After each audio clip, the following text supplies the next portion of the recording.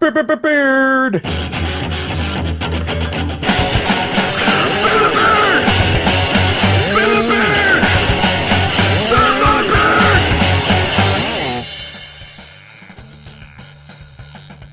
From the Fans Talk Podcast family at fanstalkpodcast.com, this is episode 280 of Fans Talk Pro Wrestling. My name is Garvin. With me tonight is Joe. Say hello, Joe. Does everybody have their pen? I don't. Nick. Say hello, Nick. Happy trombone sounds. And everyone in the live chat, thank you all for tagging along. This episode of FTPW has been brought to you by our friends over on Patreon. For as little as $1 a month, Patreon subscribers get early access to our episodes, as well as access to bonus content that only they can see. Plus, we just opened up a Slack team for all subscribers, this little private place that we can keep the conversation going all week. We had a live chat going on for SummerSlam, and that was a blast. So definitely thank you everyone who has joined the Slack side of things. It's been fun. Beanbags is over there. Nay is over there. Diva Jill's over there. So thank you, everyone. After today's free conversation, we're going to go and drop another episode of Squared Circle of Trust content for all of our subscribers. This week, we're going to talk about stables and teams and fantasy booking that we would like to see as far as that goes, as far as partnerships. So definitely it's going to be a fun conversation. So stick around for that if you are a subscriber. And if you aren't subscribing, definitely join us over on patreon.com/fans talk and become a Squared Circle of Trust member today. But now it's time to react to the huge wrestling weekend, which saw NXT Takeover Brooklyn, Jon Stewart single-handedly make this the best Summerfest ever, and everything else that happened in WWE and beyond. Nick, Joe, let's start off with NXT Takeover Brooklyn. We all went into this thinking this is probably going to be one of the best NXT shows that we have seen. I think a lot of people were expecting this to be better than SummerSlam. So before we answer if it was better than SummerSlam, let's just talk about overall vibe. Did you like NXT Takeover? Yes, I definitely did. It was a lot of fun, a lot of action. We'll get more into it as we go. Damn straight. Hands down, far better than SummerSlam. Well, okay. Well, we'll talk about SummerSlam coming up, but I don't know. I don't know how I feel about it yet. So let's talk about. Let's just run down the results. We had Samoa Joe defeat Baron Corbin. Bayley defeat Sasha Banks to be the new NXT Women's Champion. The Vaudevillains defeat Blake and Murphy to become the Tag Team Champions. Apollo Crews debuted and defeated the Perfect 10 Ty Dillinger. Juice and Thunder Liger defeated Tyler Breeze. And Finn Balor successfully defended the NXT Championship in a ladder match against Kevin Owens. What was the match of the night, Joe? Match of the night was Bayley versus Sasha for me. They told a fantastic story with that match. I've gone on record a lot of times saying I like Bayley, but I don't think she's got the chops for it. I don't think, I've said that quite a bit. She proved me wrong last night. Or not last night, on Saturday night. Thoroughly impressed. The work she did with Sasha was phenomenal. I love that match. That was great. Personally, I'm really torn between that match, Joe, and Liger versus Breeze. The Women's Championship match was hands down match of the night. Great storytelling, great action, and a great post-match scene with the Four Horsemen standing tall in the middle of the ring. I'm not the least bit ashamed to say I was so happy I teared up a little bit. But the opening match, Liger versus Breeze, I'm such a Liger mark that I will enjoy any match he's in. He could be wrestling Hornswoggle, and it would be magnificent. Just Liger would make it look like a fight. He would sell for Hornswoggle, and it'd be amazing. But I was a little surprised the way the match went. I really wasn't counting on a total face sweep this card, but even though Breeze didn't win, I think he did really well. Liger putting Breeze on the surfboard was phenomenal, as expected. So, yeah, just for sheer fandom alone, that was my favorite match. Okay.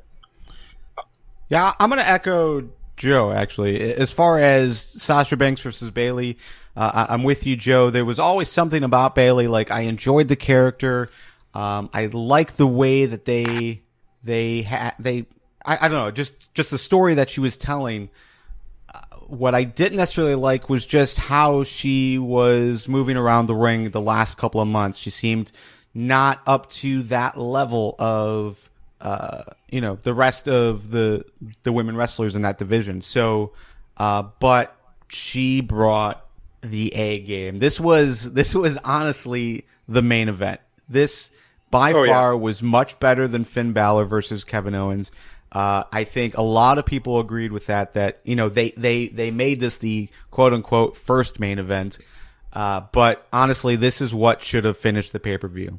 Quality and story, I think, both were much better than what they were doing with Balor and Owens at this point. Owens, while, I like the feud between Balor and Owens doesn't feel right here. He doesn't feel like he fits in to what's going on in NXT anymore because we're seeing him so much on Raw.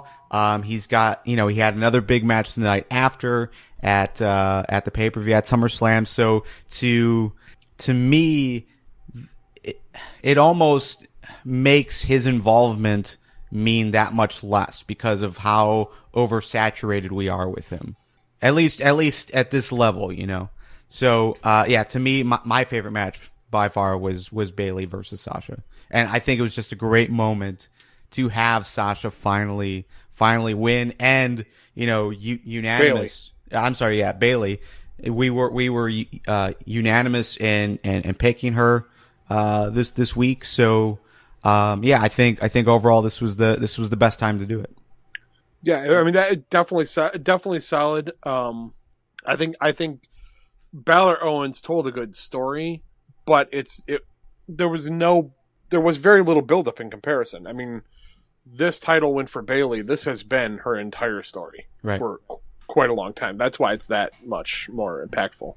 So, yeah, it was totally worth the TV time.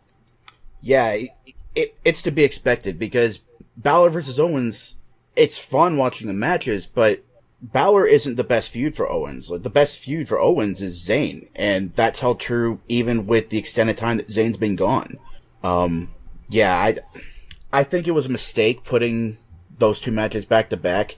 I know they're co-main events, and here in the States at least, it's a little tough to justify calling something a main event and then placing it in the middle of the card. But you know what? That sparks a question. Do you think that we would have all enjoyed Balor versus Owens a little more if there had been a cool down match between the two main events? No, possibly. But to touch on your point, and I'll come back to this one, but about states not being used to the main event in the middle of a card, MMA does it all the time. There are always matches afterwards after the main event. Okay, I don't really watch much MMA. Okay. I'm just throwing it out there. That surprised me, considering that most of the fights aren't really that much of an attention getter to begin with. But yeah, I was just drawing on hearing stories about Puerto Rico where they'd have the main event be like the second match on because first match in, everybody's drunk already. So yeah, that's one way to do it. But what was the other thing you were saying that I said I'd come back to? No, I forgot. Balor and Owens not being Owens' best feud. Oh, yeah, no, I agree with you. Balor can go against anybody. It was Owens. Owens, you're right. It's Sami Zayn is where they need to, if they're going to do anything with him, it's got to be there. I think the fact that Cena brought him up on Raw just means that we'll probably see Zayn once he's healed back on the main roster, not in NXT. Yeah, that wouldn't surprise me at all. Maybe a pro forma challenge for the NXT title, but yeah, I think what Zayn's biggest moment when he comes back is going to be the Raw debut.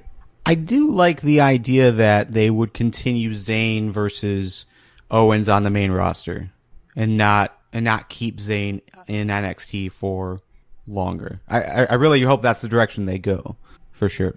Yeah, Zayn's had his hero's journey in NXT already. Beyond maybe giving the rub to somebody else, I don't see why they would. All right, so we talked about the NXT Championship match. We talked about the NXT Women's Championship match. What about the Vaudevillains? Vaudevillains defeating Blake and Murphy for the tag team champions. I'm sorry, the tag team championships. Are you guys happy about that, Joe? Yes and no. I think it was done well, but I still think that Blake and Murphy still could have done a little more with it. But I mean, I'm kind of indifferent. I liked the action in the ring. I think the Vaudevillains did a fantastic job, and blue pants. You can't go wrong with blue pants. Yeah, I really enjoy the fact that the Vaudevillains are champs now. I said last week that I've kind of passed on the idea of Enzo and Cass taking the belts from Blake and Murphy, and really I'm noticing a pattern with the fan favorites as far as titles go. Chances keep slipping through their fingers time and time again, and then they start going through past feuds. Like Zayn went through Titus O'Neil, Tyson Kidd, all those guys. Bayley went through Charlotte, Becky, and Sasha. And I think Enzo and Cass are going to build up a couple more feuds before they really make their push for the title. The match itself, I really enjoyed this. Gotch is still a wonder to watch in ring. Just the way he innovates is incredible. And I did like the little interaction between Alexa Bliss and Blue Pants. I thought it was apropos. I thought it was very much needed in order to neutralize that X factor that Blake and Murphy have been relying on. I am a little bit annoyed that they keep using Blue Pants the way they are, and they're not signing her to a deal. I don't know what's getting in the way of that. I hope whatever it is goes away fast, because Leva Bates is a great wrestler, a great character that the WWE could do a lot with. But overall, very satisfied with the match, very satisfied with the result. Okay. Yeah, I'm happy. I think having Blue Pants come down, I thought was pretty fantastic. But yeah, I would like to see her in a different role at some point soon. It's kind of odd, like they accidentally made this character, and it's not necessarily working for her, but it's working for the crowd, and it's working enough to keep her around without. Because I don't even think she has like a contract. I think she's still like show to show. So played by parents. Yeah. So I'm okay with the Blue Pants, but I would definitely like to see some other colors. No, I'd like to see just. So you want to see her fight Red Pants? Or red all over. What was that? It red all day. All red everything. Yes, there we go. Well, I mean, if you got Blue Pants and you got Red Pants, but Red Pants only comes around like a few days a month. And then you bring out Sin Cara Negro, and then all hell goes loose. All right, so yeah, I'm very happy the Vaudevillains won. But we were talking about Enzo and Cass, and yeah, I would definitely, to me, I would have made them champions before I would have made the Vaudevillains champions. But that's just to me. I would have done the same thing, and I almost think about it though. I think they're a team that would work better chasing the title than holding it. Yeah. So. Yeah, at this point, I'm just expecting the same treatment for Enzo and Cass that Zayn and Bayley got. So titles? Yeah, eventually. They're going to have to make that run through everybody that's thwarted them before. All right, so overall, NXT TakeOver Brooklyn. I mean, we really didn't even talk about Samoa Joe versus Baron Corbin, the Apollo Crews debut, but it's fucking awesome. I want to just acknowledge the fact that just how awesome NXT looked in front of a huge crowd like that. Mm-hmm. And somebody was saying on Facebook, maybe it was BMEX, who said that the tickets now for NXT, when they go across the pond, they say that the tickets are like $158 for a decent seat in pounds. I remember Lee saying that he paid out the nose for the Newcastle show. Yeah, and I that's exactly what I was expecting. I think once I saw, and I said this somewhere, wherever, but once the show started and you had that packed house, and everyone was just awesome in front of that big of a crowd, it it was clear to me that next time they come to Cleveland, it's not going to be in the tiny Agora, and seats are not going to be $20 anymore. Which, by the way, that opening segment with Triple H, that was neat. Yeah, I did like that. Like, yeah, that was pretty Of course, cool. you got to ignore the asshats in the crowd that are yelling out and ruining the effect. But yeah, it was still pretty neat. Yeah, sometimes they do some cool stuff. And I don't remember who posted it, but it's cool to see the difference in Triple H between NXT and the main roster. Like, in NXT, he comes out and he's just like, this is badass. We're doing something really awesome here, and you should be proud of it. And we are awesome, and we're great for doing this. Like it's just kind of we're doing it, and it's great. And then you get to the main roster, and it's just like, I'm the gamer, and I'm in charge, and fuck you. Yeah. I mean, just the huge change is interesting. Yeah, you just have to wonder how much longer he's going to be able to do that. Just the way NXT and the main roster keep overlapping more and more. Well, I mean, if they get rid of SmackDown, then you've got your new secondary show. Which, really, I would rather watch 1 hour of NXT than 3 hours of Raw. I can't imagine they would drop SmackDown. No, but I mean, yeah, I don't know anybody who watches SmackDown anymore besides Nick. No, but those who do, I haven't watched SmackDown in forever. Oh, I've seen you. You've made more comments about it, I think, than anybody else on the podcast. Yeah, I'm seeing clips. Yeah, what's happening. Those who do watch SmackDown still say today that it's a better show than Raw. Well, it's because nobody pays attention to it, so they can do whatever the hell they want. Yeah. So, yeah, I don't know. So overall, NXT Takeover Brooklyn, great show, right? Fantastic show. I mean, it started out well. It never really had that big of a bummer. I mean, No. Samoa Joe versus Baron Corbin was Baron Corbin, but that was almost certainly the lowest point. But even that, Baron Corbin worked a match. Yeah. Wow. I had the opposite opinion of that match. I thought that was a good match. We saw some actually good stuff from Baron Corbin. It was a different style. Just going up against a guy like Samoa Joe. I didn't necessarily appreciate the ending, but at the same time, I thought it was good. I thought No, that's what I'm saying. It was the lowest point, but only because everything else was just so awesome. It was still a decent match. We saw those two working the strongest of styles. Yeah. And just seeing Corbin selling, that was nice. And this will definitely hurt you, Nick. But my lowest point of the night was the Jushin Liger match. You bastard. I was not into that match at all. I started building a dresser during that match. I mean, I watched parts of it. Such huge disappointments right now. I worked from 10 a.m. until the pay-per-view started, and I still had to build my son's dresser so that my wife would be able to put things away. Is that the first time you've announced the sex on the show? No, we were going to do a poll, and nobody commented, and then I told the next week. That's just we knew that sex happened because there's a baby. True. So.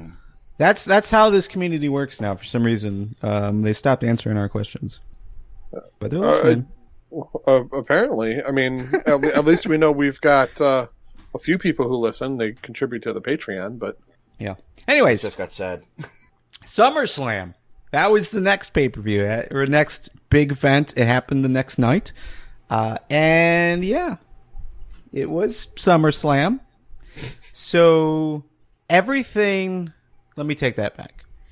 A majority of what I read, regardless of where it was, on Facebook or in my Feedly, which is bringing in Bleacher Report and Cage Side Seats and With Leather and all that stuff. So, what's a bondage site have to do with wrestling? With Leather, I think is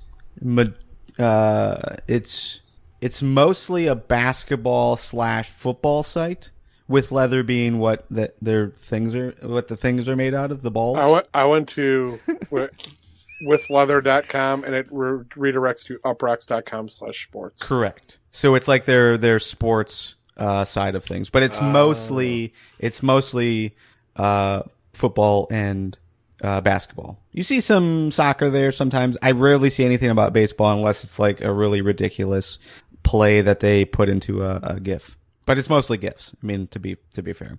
Anyways, it's Up Rocks, yeah. They did split off, and this is a quick aside, of course. They did split off and do With Spandex, which is supposed to be their wrestling site, except for I don't think they got the readership that they were looking for, so they still post wrestling stuff on With Leather. Because before they did that, that's where the wrestling content lived. God, whoever's in charge of creative over there he's not doing well. Yeah. Anyways, I don't know if I got to the point, but the point was a majority of what I read was super negative towards SummerSlam. However, no, Nick, you followed Twitter and you said the same thing. Like, it seemed like a lot of people were unhappy, correct?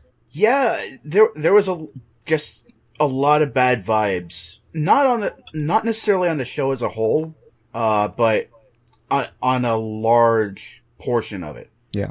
Obviously, Orton versus Sheamus got shat on, and deservedly so. Ziggler versus Rusev, that was another one that just did not excite anybody. Again, as expected. Sure. But, yeah, there were still high points that got a lot of notice. Okay. Well, before we get into that, I'm going to continue my thought. So, yeah. I was in the live chat with our Patreon subscribers.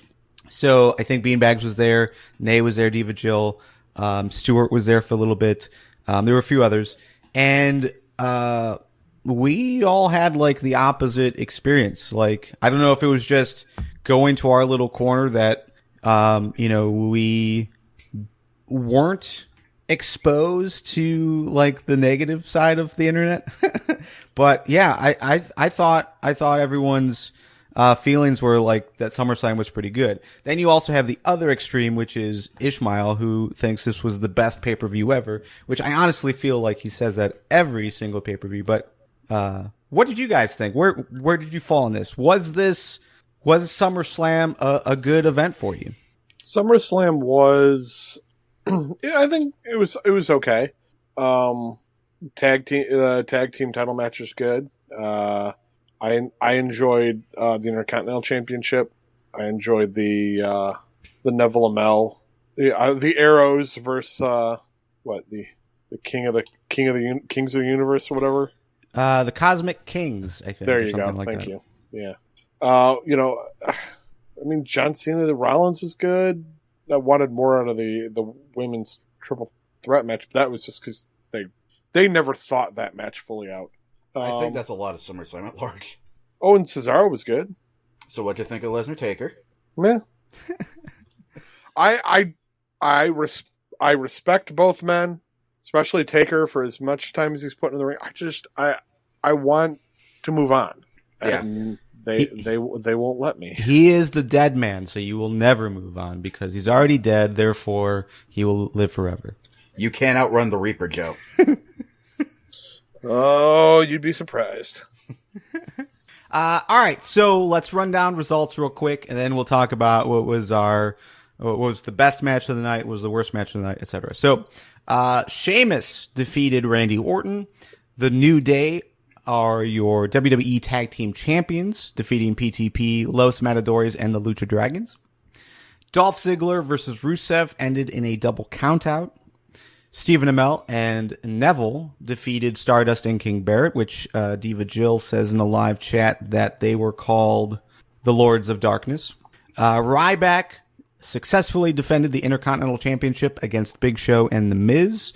Dean Ambrose and Roman Reigns defeated Bray Wyatt and Luke Harper. Seth Rollins defeated John Cena to become both the U.S. and WWE World Heavyweight Champion. PCB defeated Team Bad and Team Bella. Kevin Owens defeated Cesaro, and The Undertaker defeated Brock Lesnar. So, match of the night. Joe. My match of the night would probably go to the Tag Team Championship match. It was fun. I'm going to give it to Team Arrow versus the Cosmic Kingdom. I know there are better matches, technically speaking, but I was just such a huge fan of that match. Like, Amell really brought it. The springboard entrance, that kip up into the big, meaty, stiff kick. Yeah, it was so much more than you usually expect from celebrity participation. Yeah. And I enjoyed the fact that he realistically sold things too, like being trapped in the corner and just getting the shit kicked out of him. I respect that man so much more than I already did. Yeah, that guy knows how to act. No, I'm with you, man. I had very, very low expectations for what Stephen Amell was going to do. And yeah, awesome. Just awesome job. Awesome for the fact that, according to my knowledge at least, not a wrestler, didn't have that background. Maybe he got some training, but just seemed like to be a really natural fit there. So yeah, I was really surprised and happy. I know before this match, and I'm sorry, not this match specifically, but last week we talked about I think it was beanbags throughout, the idea of any chance that he would do like a shooting stars press, and I was like, no way, he's not going to do anything. But dude, he delivered. So yeah, I was very happy with that. My match of the night, though, while I did like the tag team championships, I really liked Kevin Owens versus Cesaro. I thought that was a fantastic match, exactly what we expected.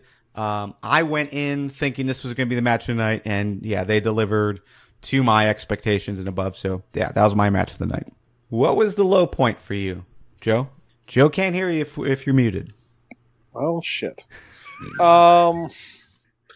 Thanks everybody. Good night. My low point is going to be Orton Sheamus, because that's another match we just need constantly. But I am so freaking sick of those guys. It's a match that just had no interest in whatsoever, and it went on for too long.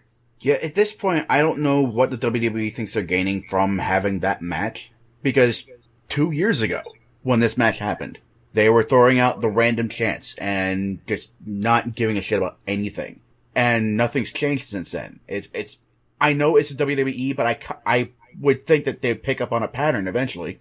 But even as bad as that was, I think I'm going to throw my fail at Ziggler versus Rusev. Yeah, I'm tired of the feud. I just want to see Lana and Summer Rae have a match and get this over with. I can't throw my fail at the IC title match because I didn't watch it because I don't care. But yeah, there were a few. Fair weather fan. Sorry. Fair weather. Continue. Sorry, that's just a Cleveland moniker. No, that's pretty much it. Is Ziggler versus Rusev, and no resolution, and we found out that JBL stands for Resolutions for Losers. So okay.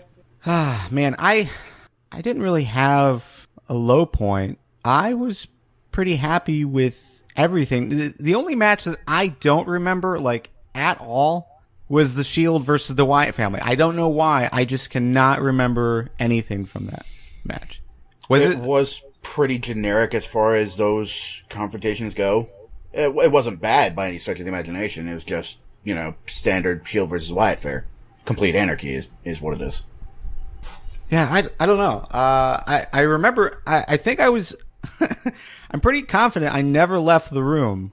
But yeah, for some reason, I don't remember it. So that would be my low point, just the fact that nothing happened worth remembering for me. So, all right. Well, we had some new championships. Some championship changes. So let's talk about that. New Day is your new tag team champions. Are you okay with that, Nick? Because you wanted New Day to win. Are you okay that they did and how they did? Absolutely. Their conduct throughout the match was just stellar. The opening gambit, Kofi tagging in Titus so that Big E could pin him. That was genius. I never would have expected it because, to my knowledge, nobody's ever tried that. But, that obviously that didn't pay off. But yeah, I'm very much okay with them being champions. I think they did it in style. And just a huge pop that Xavier got for destroying El Torito. That was pretty outstanding too. The reaction they got at the end of the match was awesome. Yeah, for sure. The fact that the crowd is now behind them, and their reaction to winning was fantastic. So many gifs of that have come out. And it's just amazing. Yeah. Just Kofi's reaction. Honestly, I don't remember what Xavier Woods did. But Kofi's back flopping jump thing that he was doing in the corner, and then Big E sexually taunting me on the screen was nice. It was nice. It was a nice thing. Big E's hips are the truth. Yeah. So, okay, cool. Yeah, I'm very happy with New Day winning. I also went with them. Joe, you thought it was going to be Lucha Dragons, just pointing that out. Yeah, I know. Oh no, I know. I know. I picked this pay-per-view terribly. I keep looking for I think this would be some interesting booking, but they don't do interesting booking. No. Yeah. So next up, we had the IC title. Ryback retained. Nick, you didn't watch it, but Joe. No. Yes. What did you think about this match? It seemed like a pretty standard fare when you've got two of the bigger guys in there, and then the Miz to weasel around. But Big Show did a front flip off the second turnbuckle. What the fuck? Hell yeah! Big Show do some crazy shit. No, it's definitely a good spot. When I saw that spot, I'm like, oh my god, I might actually get this prediction right because I bet on Big Show. No, I didn't, but it was interesting and it gave me hope for Show. It was a fun match. It was a fun triple threat. Okay. Yeah, I was okay with it. I picked Ryback to win just because of how everything kind of played out with his injury and whatnot. So to me, that made sense. And yeah, I was okay with it. I thought it was a good match. I thought Ryback looked good. Miz looked good. Show looked good. Show looked better than he has in a while. So yeah, I was okay with it. But yeah, I'm with you, Nick. It was kind of one of those matches where I didn't necessarily care about it either. Yeah, so it did what it did. The next title match, really the final title match of the card, John Cena versus Seth Rollins, title versus title, U.S. and WWE World Heavyweight Championship on the line. Seth Rollins walks away with the title, both titles. Did the right guy win? Joe? Absolutely. Oh, go Joe. You go ahead. Yeah, go ahead, Joe. Yeah, I think so. I know I picked Cena because, if you got to make a pretty bad prediction that isn't completely obvious, let Joe do it. But I think I'm glad they did it with Rollins instead of Cena. The setup for that, though, in my opinion, was terrible. I liked that Jon Stewart was the catalyst, but for 2 minutes after he came down, it was forever. You knew he was hitting Cena with the chair. He kept looking like him. It's time. No, it's not time. Okay. Yeah. I'll look back. Right. Oh, it's time. I can hit. No. Okay. All right. I'm gonna start swinging. Oh no, I got to turn back and look at Rollins. I'm gonna hit Rollins. Okay. Yeah, it was like he was torn. What do I do? Yeah, I'm supposed to hit you, but this guy's kind of a dick. So yeah, with the explanation that he gave on Raw, that makes a little more sense to me. But yeah. Cena just took way too long to stand up. I don't necessarily place all the blame for that on Stewart. Just, he's a celebrity. He doesn't do this. They should have worked with him a little bit on that. They should have, and he's a lifelong fan, supposedly. If that is actually true, he should have a little more sense on how some of that timing goes, especially being in show business. I think part of that, he was trying to make it look like he was defending Cena, looking back and checking him if he was up. Because he kept positioning himself between Rollins and Cena. I don't think he really sold that all that well, but I think that was part of what he was trying to convey. Yeah, I think it would have made more sense if he would have, actually came out, holding the chair and focusing on Rollins, then got, maybe kind of set it down, checked on Cena, then went back, and as he's going to hit Rollins, he turns around and clocks Cena. Yeah, that would have made more sense. Just turning his back on Cena would have made that whole scene better. But just the fact that he kept facing Cena, it did make it obvious that that's where he was going. But at the end of the day, I'm okay with that. I'm okay with Stewart getting involved and causing Cena to lose. I thought at the time it was okay. But let's quickly talk about that explanation that we got on Raw. Nick, you alluded to it. So talk us through what was his explanation and what was your thoughts on it? So basically, Stewart did what he did, not to help Rollins, not to assist the Authority because that would be what's best for business, but because he didn't want Cena tying Flair's record. Yeah. And, Flair comes out and Stewart basically fangasms all over him. And, he said he thought he was protecting Flair. It's not that he didn't want Cena to win, but, tying that record for most championships ever, he didn't think Cena was the guy to do that, so he did what he did. And, I kind of like that, because Stewart has talked about being a fan of the old school. Bruno Sammartino, Ric Flair, guys like that. And I think in retrospect, it works.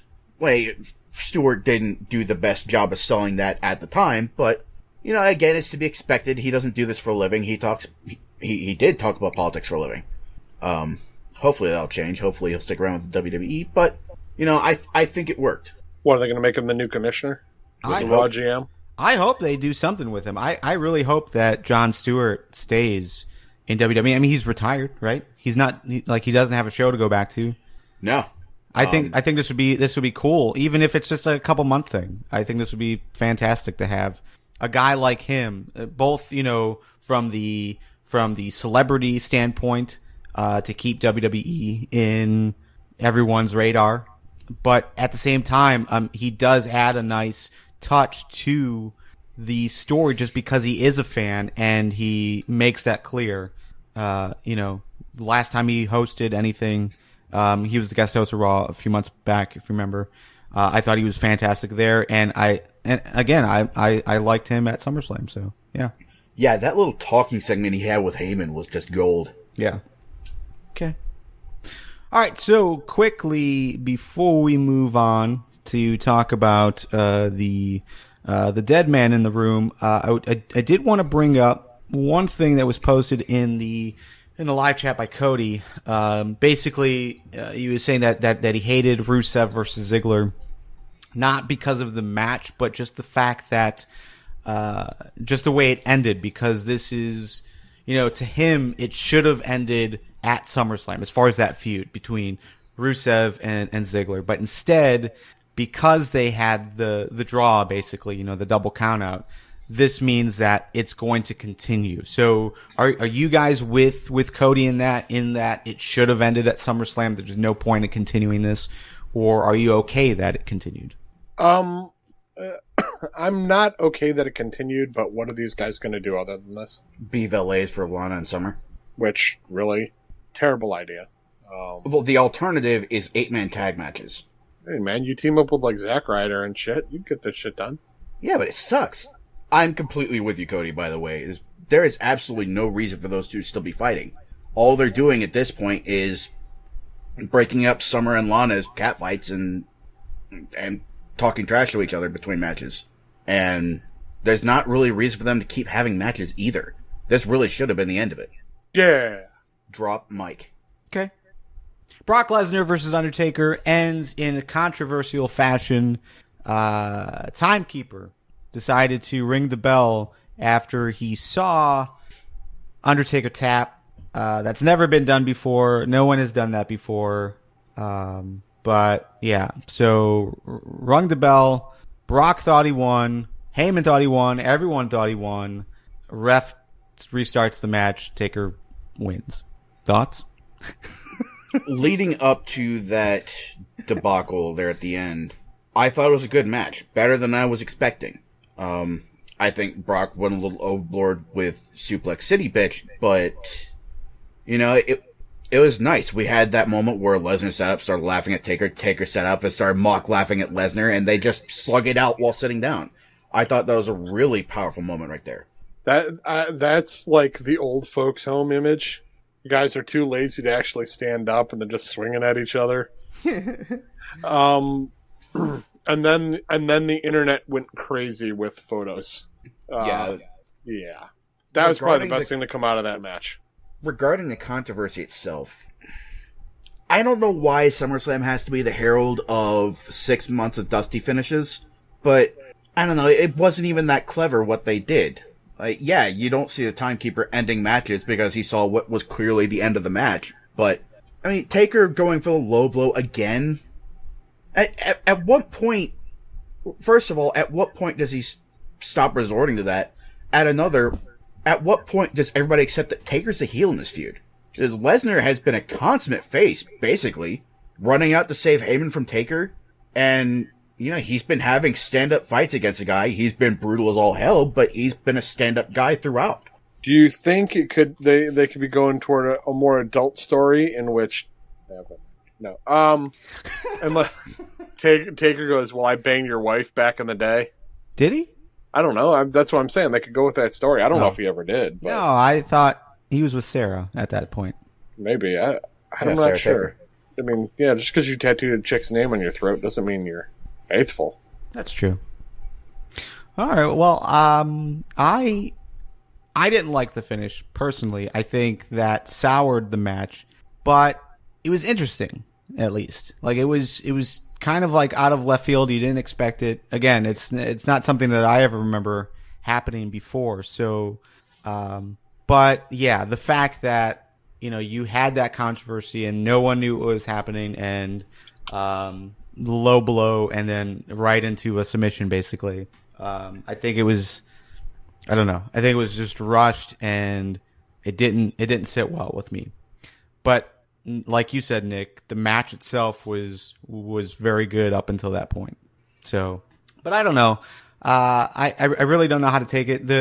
I mean, to me, what's poetic about this is the fact, and I didn't fact check this, so I could be completely wrong, but I read this on the internet, and it must be true. Right. It wasn't on Wikipedia this time. It was some other site. But the timekeeper in real life is the son of the dude that played Shockmaster.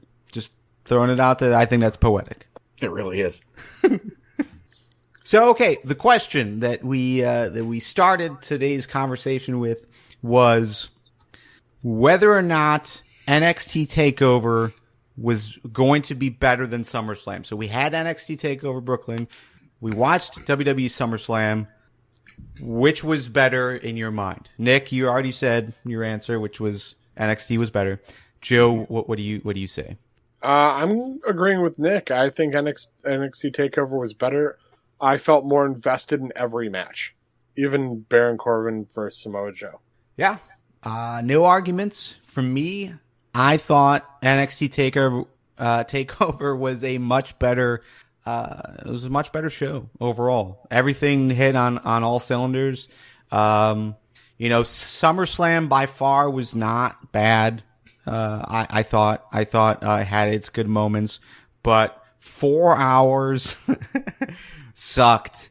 5 hours, realistically. I watched the pre-show as well. The fact that there was no pre-show match, I thought was kind of odd. But Kevin Owens showing up on the pre-show to basically go after Booker T and Byron, I thought was a good moment. So yeah, it had its good moments, but as far as overall quality from start to finish, NXT Takeover Brooklyn was much better than SummerSlam. So let's talk about picks. We picked NXT Takeover Brooklyn. There were 6 matches that we chose. Nick had 4 correct picks, while Joe and myself had 5 correct picks. SummerSlam, there were 10 matches that we picked. Joe, you had 3 correct. Nick, you had 5. I somehow had 8 correct picks, which is funny because I've been very public with this. I have not watched most of WWE television for the last month and a half. So there you go. Take that. Lightning strikes are funny that way. Yeah. So, but that takes us to Joe. You are batting 500 so far since WrestleMania. You have 33 correct picks out of 66. I have 39 out of 72. And Nick, you have 41 correct picks out of 72, and that's a .569 in the baseball scale, the average. Woot. And Joe, just to clarify, the reason why we have more matches picked is because we had the TNA right show. Well, I mean, you give a few more months, you won't have that anymore, so we're leaving out. That's true. I'm still like honestly, I'm surprised that TNA is still on. So, all right, let's talk about Raw. A lot of things happened. Sting returned. Dudley Boys returned. The debut.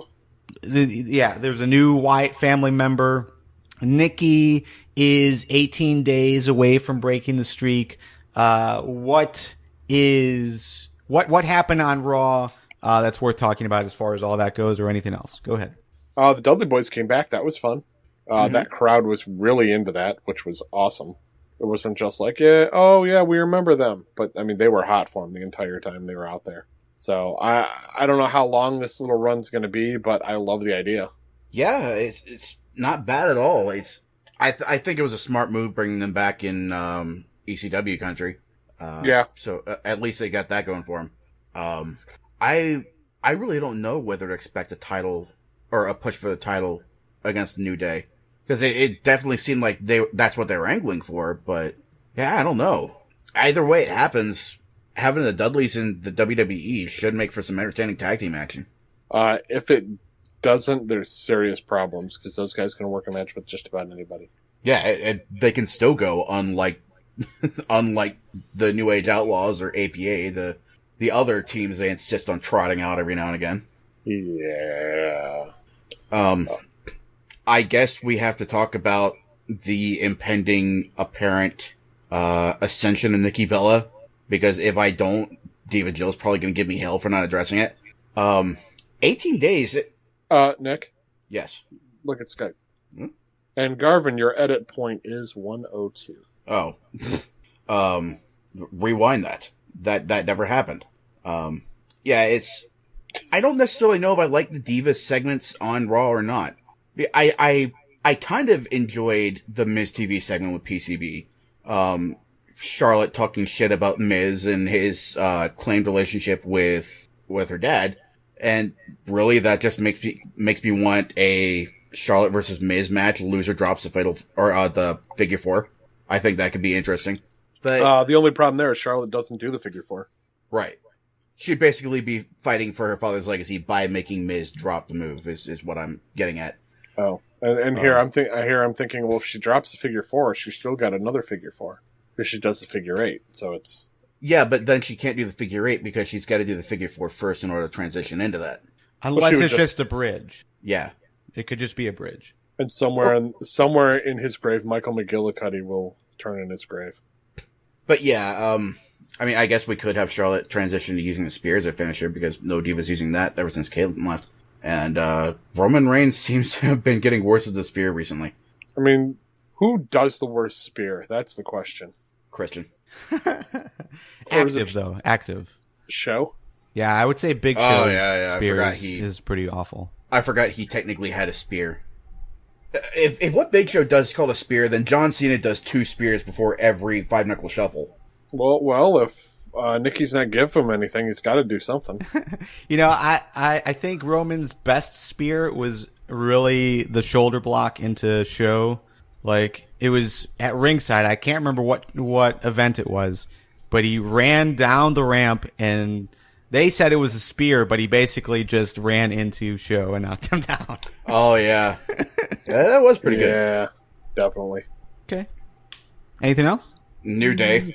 They were simply on fire on Raw.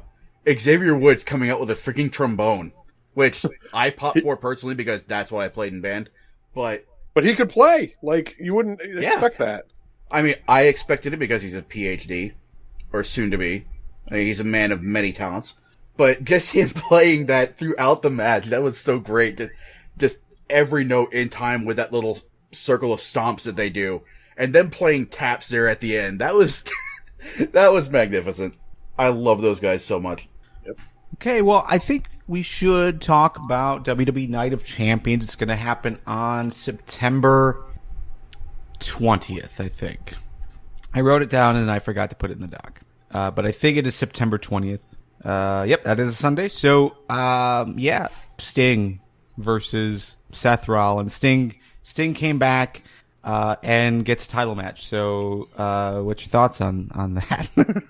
So That's the weirdest fucking move. yeah, let's grab a guy who's batting 0 Yeah. and just give him a title shot. Yep. And his choice, and basically, I mean, it could end in a no contest, some kind of double DQ or double count out or something like that. But at the same time, like, if they don't do that, then either Sting walks out with the title, or he loses again. Like, how can they book this properly at this point? I don't know. I'm considering a scenario where the Authority tries to fire back and say that Sting can only wrestle for one title, the WWE title or the US title, and considering that they still try to cast him as WCW's last soldier, maybe he'd go for the US title out of nostalgia?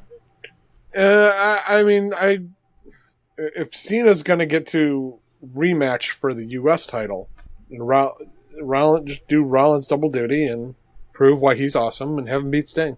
Not that they're going to let him beat Sting, but I'm not against that situation, Nick, as far as them making him choose which title he goes after. But to me, knowing WWE, they would put him in, like, they would have him go after the WWE Championship, thus having a rematch at WrestleMania versus Triple H to determine who's better, WWE or WCW, for the title. I have seen that scenario. I forget all the wrestlers that are included in this theory, but like Sting beats Rollins at Night of Champion to become World Heavyweight Champion, holds that till Survivor Series, drops the belt to Undertaker.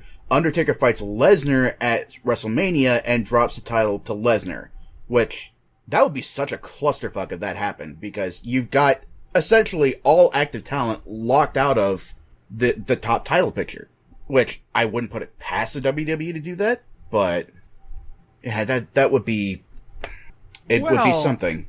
It's no different than when Lesnar held the title. I mean, it wouldn't be on TV every week. It would only be defended at your biggest events, if that's the case. And so I don't think that doing it logistically would be a problem. It's just the fact that you're going to put the title on Sting, and then, yeah, it is Sting. Like, that kind of scenario is Sting, then Taker.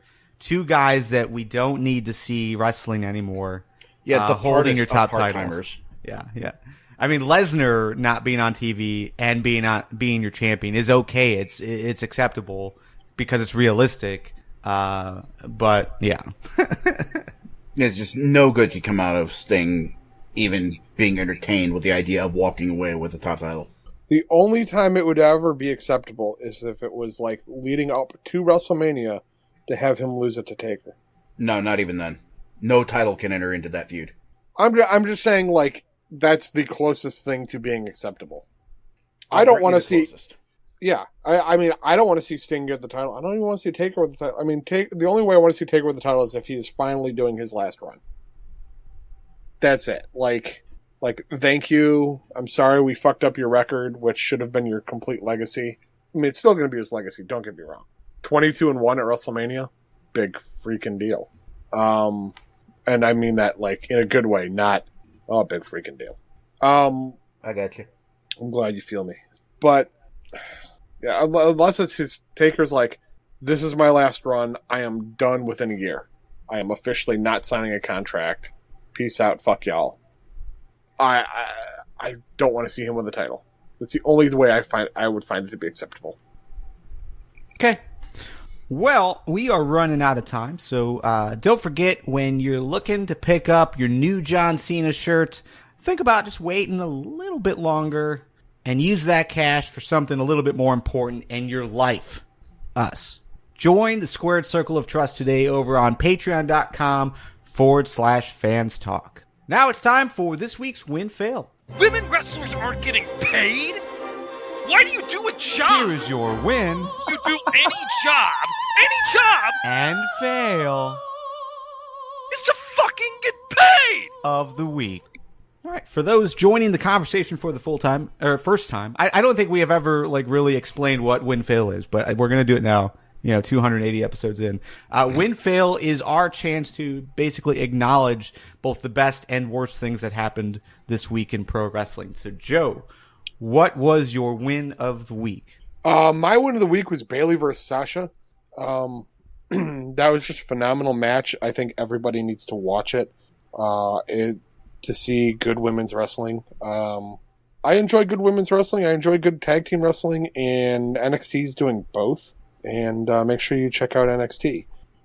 Another side note, when podcast I listened to just celebrated 50 freaking episodes, and if anybody listens to Gaming and BS, I did a Road Dogg DX. Congratulations to them from us to say congratulations. So if you're congrats. a gamer, check out their show.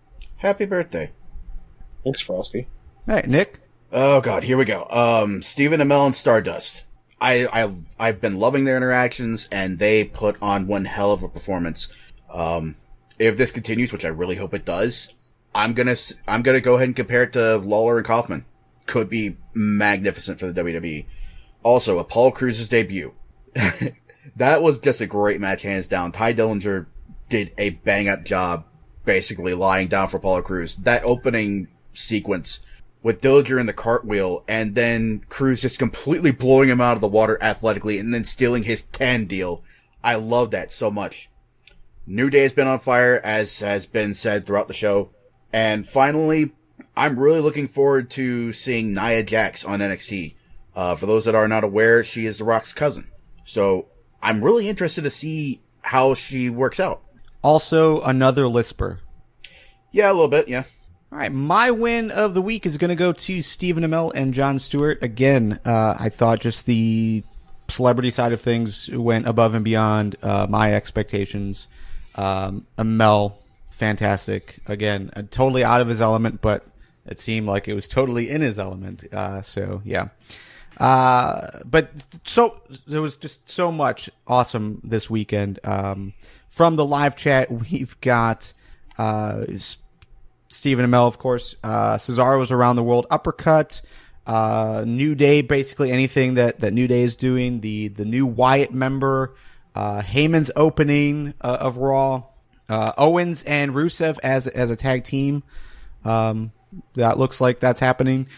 We've also got NXT TakeOver and Undertaker's performance at SummerSlam. Some love for him. Okay. Fails. Joe, what's your fail of the week?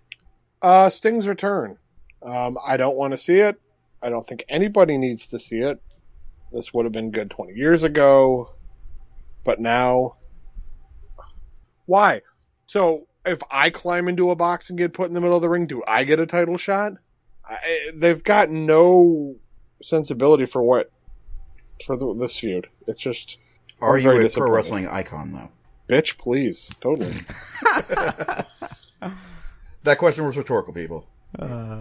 Nick, your fail? Brooklyn.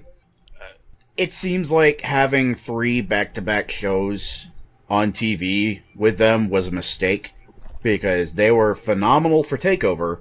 They were alright for SummerSlam, with the notable exception of the Divas match, and then they just decided to go full-on Full Sail and try to take over the show on Monday Night Raw. I don't like when the crowd tries to go into business for themselves, and I really hate the Izod Center for starting this trend. It was pretty entertaining the night of, but now everybody just tries to be them. And it just makes everybody else suffer, both the people putting on matches in the ring and everybody watching at home. We don't care about you in the crowd. We want to watch the matches in the ring, the segments going on in the ring and backstage. Let us enjoy the show that you happen to be lucky enough to attend. I don't know, JBL really liked it. Get that asshole.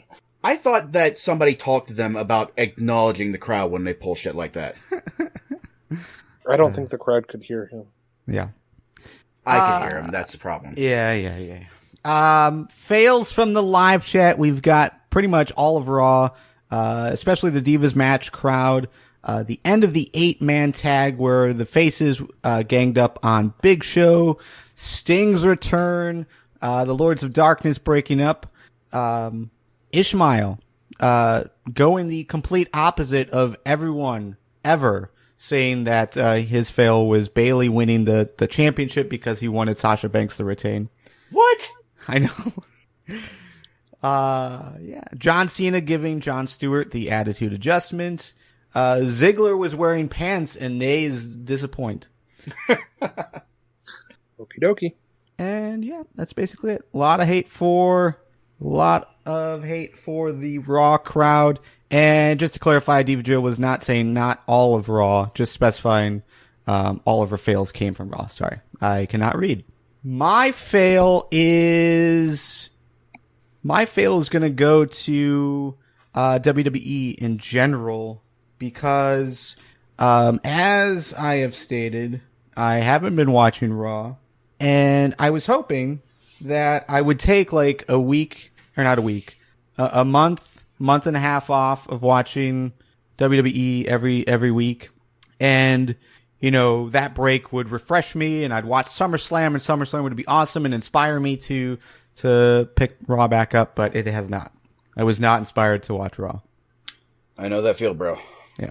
NXT though, cannot wait until that picks back up. So, Good stuff. Which, that reminds me, auxiliary fail, the fact that Full Sail got consolation matches on the night of TakeOver.